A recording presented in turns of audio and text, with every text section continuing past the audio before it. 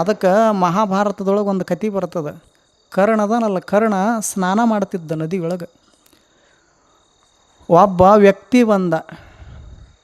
ವ್ಯಕ್ತಿ ಬಂದು ಕರ್ಣ ಏನು ಮಾಡಿದ್ದ, ಎಡಗೈ ಒಳಗೆ ಕೊಬ್ಬರಿ ಎಣ್ಣೆ ಹಾಕ್ಕೊಂಡು ಇನ್ನೇನು ತಲೆಗೆ ಹಚ್ಕೊಂಡು ನದಿ ಒಳಗೆ ಮುಳುಗಿ ಸ್ನಾನ ಮಾಡ್ಬೇಕಂತ ಎಡಗೈ ಒಳಗೆ ಕೊಬ್ಬರಿ ಎಣ್ಣೆ ಹಾಕ್ಕೊಂಡಿದ್ದ. ಅದನ್ನು ನೋಡಿರಲಿಲ್ಲ ಈ ವ್ಯಕ್ತಿ. ಬಂದು ಮೊದಲ ಕರ್ಣ, ದಾನಶೂರ ಕರ್ಣ ಬೇಡಿದ್ದನ್ನೆಲ್ಲ ಕೊಡ್ತಿದ್ದ. ಆವಾಗ ಹಿಂಗೆ ಕೈಯೊಳಗೆ ಮುಟ್ಟಿಗೆ ಮಾಡಿ ಹಿಡ್ದಿದ್ನಲ್ಲ ಎಡಗೈ ಒಳಗೆ, ಇವ ಬಂದ ವ್ಯಕ್ತಿ, ಅಲ್ಲೋ ಕೈಯಾಗ ಏನೋ ಹಿಡ್ದಿದ್ದಲ್ಲ, ಮೊದಲ ದಾನಶೂರ ಅಂತ ನೀನು ಜಗತ್ ಪ್ರಸಿದ್ಧ ಆಗಿದ್ದಿ, ಎಲ್ಲೆಲ್ಲೂ ನಿನ್ನ ಹೆಸರು ಕೇಳಿ ಬರ್ತದ, ಅದಕ್ಕೆ ನಿನ್ನ ಕೈಯೊಳಗೆ ಏನೋ ಹಿಡ್ದಿದ್ದಲ್ಲ ಕೊಡು ಅಂದ. ಆವಾಗ ಕರ್ಣ ಎಡಗೈಲಿ ಕೊಡಕ್ಕೆ ಹೋದ. ಇವ ಏನಂದು ಗೊತ್ತೈತೇನು, ಎಡಗೈಲಿ ಕೊಡಬೇಡ, ಕೊಡೋದಿದ್ರೆ ಬಲಗೈಲಿ ಕೊಡ ಅಂದ. ಆವಾಗ ಒಂದು ಚಲೋ ಮಾತು ಹೇಳ್ತಾನೆ ಕರ್ಣ. ಏನು ಹೇಳ್ತಾನೆ ಗೊತ್ತದ ಏನು, ಅಲ್ಲಪ್ಪ, ಕೊಡುವಂಥ ಮನಸ್ಸು ದೊಡ್ಡದು, ಅದು ಎಡಗೈಯರ ಇರ್ಬೋದು ಬಲಗೈಯರ ಇರ್ಬೋದು, ಕೊಡ್ತೀನಿ ಅನ್ನುವಂಥ ಭಾವ ದೊಡ್ಡದು. ಈಗ ಆಕಸ್ಮಿಕ ನನಗೆ ಕೊಡುವಂಥ ಭಾವ ಬಂದೈತಿ, ಈಗ ತೊಗೊಂಡ್ರೆ ನೀ ಧನ್ಯ ಆಗ್ತಿದ್ದಿ.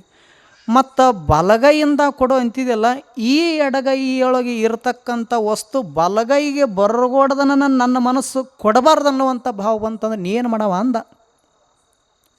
ಮನಸ್ಸು ಚಂಚಲದು, ಎಡಗೈಯಿಂದ ಬಲಗೈಗೆ ಬರಗೋಡ್ದನ ಕೊಡಬಾರ್ದು ಅನ್ನುವಂಥ ಕೆಟ್ಟ ಬುದ್ಧಿ ಬಂದ್ರೆ ನೀ ಏನು ಮಾಡವ ಅಂದ.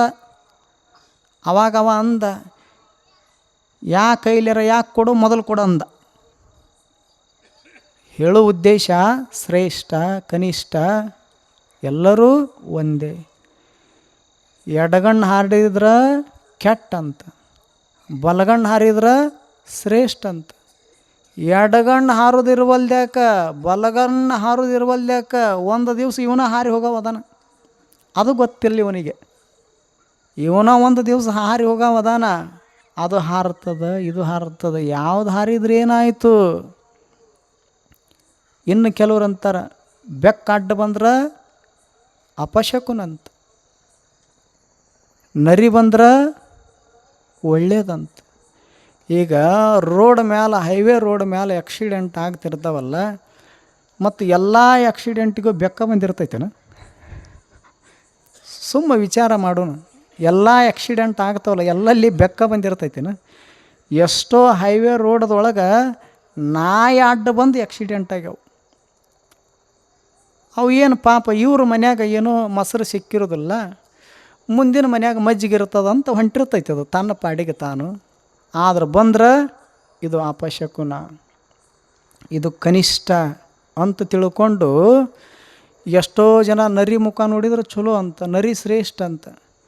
ಎಲ್ಲರ ಮನ್ಯಾಗ ಇಲಿ ಹಿಡಿಯೋಕೆ ಬೆಕ್ಕದವ ಏನೋ ನರಿ ಅದಾವ? ಇದರ ತಿಳಿತದಲ್ಲ, ಎಲ್ಲರ ಮನ್ಯಾಗ ಬೆಕ್ಕದವ ಏನು ನರಿ ಅದಾವು? ಒಬ್ಬ ನರಿ ಮುಖ ನೋಡಿದ್ರೆ ಚಲೋ ಆಗತ್ತಂತ ತಿಳ್ಕೊಂಡು ಅಡವಿಗೆ ಹೋಗಿ ಭೇಟಿ ಆಡಿ ನರಿ ಹಿಡ್ಕೊಂಡು ಬಂದ.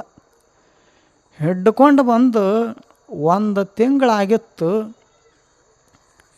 ಯಾವುದನ್ನು ನೋಡಿದ್ರೆ ಶುಭ ಆಗ್ತದ, ಒಳ್ಳೇದಾಗ್ತದ ಅಂತ ಭೇಟಿ ಆಡಿ ಅರಣ್ಯಕ್ಕೆ ಹೋಗಿ ಕಷ್ಟಪಟ್ಟು ನರಿ ಹಿಡ್ಕೊಂಡು ಬಂದಿದ್ನಲ್ಲ, ಹಿಡ್ಕೊಂಡು ಬಂದ ಬಳಿಕ ಮುಂಜಾನೆ ಎದ್ದು ಕೂಡಲೇ ಹೆಂಡತಿ ಮುಖ ನೋಡ್ತಿದ್ದಿಲ್ಲ, ಮಕ್ಕಳ ಮುಖ ನೋಡ್ತಿದ್ದಿಲ್ಲ, ಕೌದಿ ಹಾರಿ ಹೊಡೆದವನ ನರಿ ಮುಖನ ನೋಡವ. ಯಾಕೆ? ನರಿ ಮುಖ ನೋಡಿದ್ರೆ ಚಲೋ ಆಗ್ತದೆ.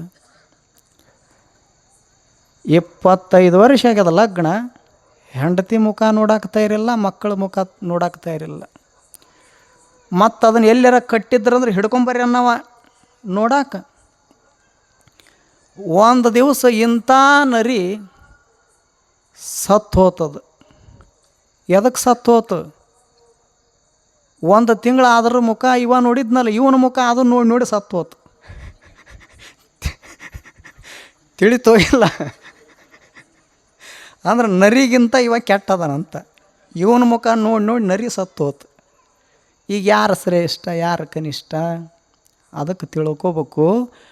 ನಾನು ಮೇಲಿನವ, ನೀವು ಕೆಳಗಿನವರು, ನಾವು ಶ್ರೇಷ್ಠ ಕುಲದವರು, ನಾವು ಶ್ರೇಷ್ಠ ಧರ್ಮದವರು, ನೀವು ಕನಿಷ್ಠ ಧರ್ಮದವರು, ನೀವು ಆ ದೇಶದವರು, ನಾವು ಈ ದೇಶದವರು ಎಲ್ಲ ಒಂದೇ ಅನ್ನುವಂಥ ವಿಶಾಲ ದೃಷ್ಟಿಕೋನ, ವಿಶಾಲ ಭಾವ ಮೂಡಬೇಕೇ ಹೊರತು ಅವರು ಸಣ್ಣವರು ನಾವಟ್ಟ ದೊಡ್ಡವರು, ಅವರು ಶ್ರೇಷ್ಠರು ನಾವು ಕನಿಷ್ಠರು ಅನ್ನುವಂಥ ಭೇದ ಭಾವದ ಬುದ್ಧಿ ಇರಬಾರದು.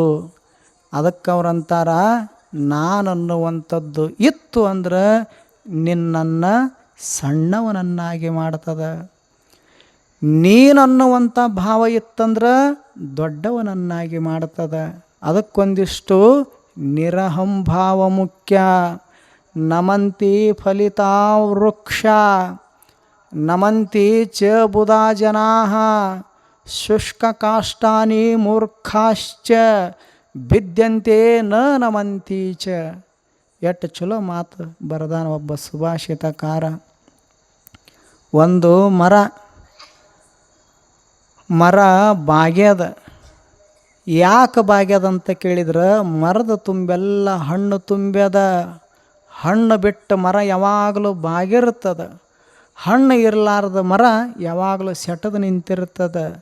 ಅದಕ್ಕೆ ತುಂಬಿದ್ದು ಬಾಗ್ತದ, ತುಂಬಲಾರದ್ದು ಅಹಂಕಾರ ಉಳ್ಳದ್ದು ಅದು ಎಂದೂ ಬಾಗೋದಿಲ್ಲ. ಉದಾಹರಣೆ ಎಷ್ಟು ಚಲೋ ಕೊಟ್ಟಾರ ಅವರು. ನಮಂತಿ ಫಲಿತ ವೃಕ್ಷ. ಗಿಡ ಏನು ಮಾಡ್ತದ, ಹಣ್ಣು ಬಿಟ್ಟಿತ್ತು ಮೈ ತುಂಬ ಅಂದ್ರೆ ಯಾವಾಗಲೂ ಬಾಗಿಕೊಂಡು ಬಿಡ್ತದ. ಹಾಗೆ ನಿಜವಾದ ಜ್ಞಾನಿ ಯಾರು, ಅಪುಗಳಂಥವ್ರು ಇದ್ರಲ್ಲ, ಯಾವಾಗಲೂ ಸಣ್ಣವರು ಬರಲಿ ದೊಡ್ಡವರು ಬರಲಿ, ಲಕ್ಷಾಧೀಶರು ಬರಲಿ ಕೋಟ್ಯಾಧೀಶರು ಬರಲಿ, ಒಬ್ಬ ರೈತ ಬರವಲ್ನ್ಯಾಕ, ಒಬ್ಬ ಕಸ ಗುಡಿಸುವಂಥ ಕಾರ್ಮಿಕ ಬರವಲ್ನ್ಯಾಕ, ಒಬ್ಬ ಲಕ್ಷಾಧೀಶ ಕೋಟ್ಯಾಧೀಶ ಸಿರಿವಂತ ಭಕ್ತ ಬಂದಾಗ ಹೇಗೆ ನಮಸ್ಕಾರ ಮಾಡ್ತಿದ್ರು, ಹಾಗೆ ಒಬ್ಬ ಸೇವಕ ಬಂದಾಗೂ ಅಪುಗಳು ನಮಸ್ಕಾರ ಮಾಡ್ತಿದ್ರು. ಕಾರಣ ಅಷ್ಟು ವಿನಯ ಭಾವ ತುಂಬಿದ್ಯಾವಾಗಲೂ ಬಾಗತದ. ಅದಕ್ಕೆ ತುಂಬಿತ್ತು. ಜಗತ್ತಿನ ಎಲ್ಲ ಜ್ಞಾನ ಮನಸ್ಸನ್ನು ತುಂಬಿತ್ತು, ಆದ್ದರಿಂದ ತುಂಬಿದ್ದು ಬಾಗತಿತ್ತು. ಎಷ್ಟೋ ಜನಗಳು ಜ್ಞಾನದ ಕೊರತೆ ಇತ್ತು, ಆದರೂ ಸಹಿತ ಬಾಗ್ತಿದ್ದಿಲ್ಲ ಕೆಲವರು. ಯಾವುದು ಬಾಗೋದಿಲ್ಲ ಅದು ತುಂಬಿಲ್ಲ ಅಂತ ಅರ್ಥ, ಯಾವುದು ಬಾಗ್ತದ ಅದು ತುಂಬೈತಿ ಅಂತ ಅರ್ಥ. ಈಗ ಒಣ ಕಟ್ಟಿಗೆ, ಒಣಗಿರ್ತಕ್ಕಂಥ ಕಟ್ಟಿಗೆ ಹಿಂಗೆ ಬಾಗ್ಸಕ್ಕೆ ಹೋದ್ರೆ ಬಾಗ್ತದೇನು?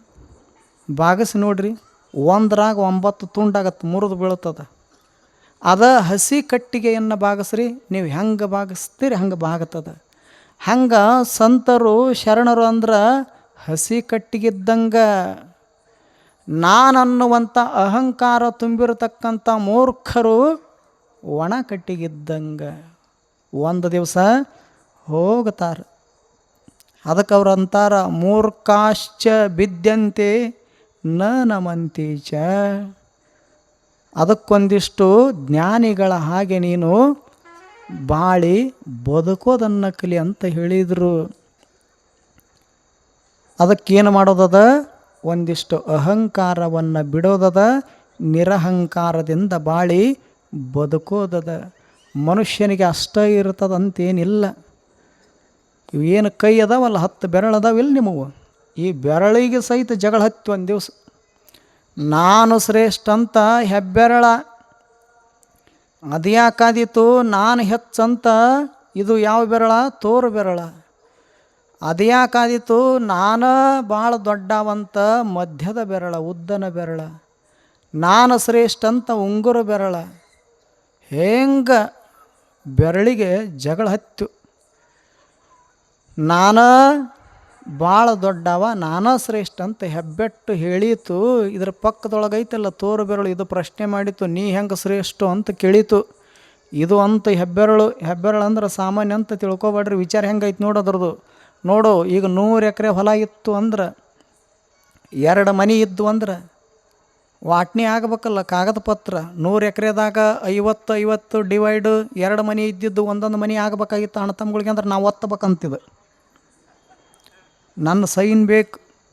ನಾ ಒತ್ತಿದಾಗನ 100 ಎಕರೆ ಇದ್ದಿದ್ದು 50-50, 2 ಮನೆ ಇದ್ದಿದ್ದು 1-1 ಇರದಿದ್ರೆ ಏನಿಲ್ಲ. ಅದಕ್ಕೆ ನಾನು ಭಾಳ ಮುಖ್ಯ. ಅಷ್ಟೇ ಅಲ್ಲ, ಏನಾದರೂ ಒಂದಿಷ್ಟು ಆಟದೊಳಗೆ ಪಾಠದೊಳಗೆ ಜಯಶಾಲಿ ಆದೆ ಅಂದ್ರೆ ನಾನೇ ಶ್ರೇಷ್ಠ. ಸಂಕೇತ ಇದು. ಅವಾಗ ಇದು ಹೇಳಿತು, ಯಾವುದೋ ತೋರು ಬೆರಳು. ಹಾಗಾದ್ರೆ ನೀನು ಶ್ರೇಷ್ಠ ಆಗಿದ್ದಿ ಅಂದ್ರೆ, ನೀನಾ ದೊಡ್ಡವಾಗಿದ್ದೆ ಅಂದ್ರೆ, ಮತ್ತು ಇವರು ಸಾಲೋಟ್ಗಿಯವರು, ಇವರು ಇಂಡಿಯವರು, ಇವರು ನಮ್ಮ ಅಣ್ಣ, ಇವರು ನಮ್ಮ ತಮ್ಮ ಅಂತ ತೋರಿಸುವ ಶಕ್ತಿ ಸಾಮರ್ಥ್ಯ ನಿನಗೆ ಯಾಕಿಲ್ಲ ಅಂತ ಕೇಳಿತಿದ್ದು. ತೋರ್ಸವ್ಯಾರು? ನಾನು. ಇದು ಶಿವಯೋಗೀಶ್ವರರ ದೇವಸ್ಥಾನ, ಇದು ಆಶ್ರಮ, ಇದು ಮಠ, ಇದು ನಮ್ಮ ಮನೆ ಅಂತ ತೋರಿಸೋದು ಯಾವುದು? ಈ ಬೆರಳಲ್ಲಿ. ಅದಕ್ಕೆ ತೋರು ಬೆರಳು ಅಂತಾರೆ ಇದಕ್ಕೆ. ಅದಕ್ಕೆ ನೀನು ಒತ್ತಬಹುದು, 100 ಇದ್ದಿದ್ದು 50 ಮಾಡಬಹುದು, ಆದ್ರೆ ತೋರಿಸುವಂಥ ಶಕ್ತಿ ನಿನ್ನೊಳಗಿಲ್ಲ ಅಂದ್ರೆ ನೀ ಕನಿಷ್ಠ. ಅದು ಶಕ್ತಿ ನನ್ನ ಬಳಿ ಐತೆ ಅಂದ್ರೆ ನಾ ಶ್ರೇಷ್ಠ ಅಂತಿದು. ಅವಾಗ ಇದ್ರ ಪಕ್ಕದೊಳಗೆ ಒಂದು ಐತಲ್ಲ ಉದ್ದನ ಬೆರಳು, ಇದು ಕೇಳೀತು.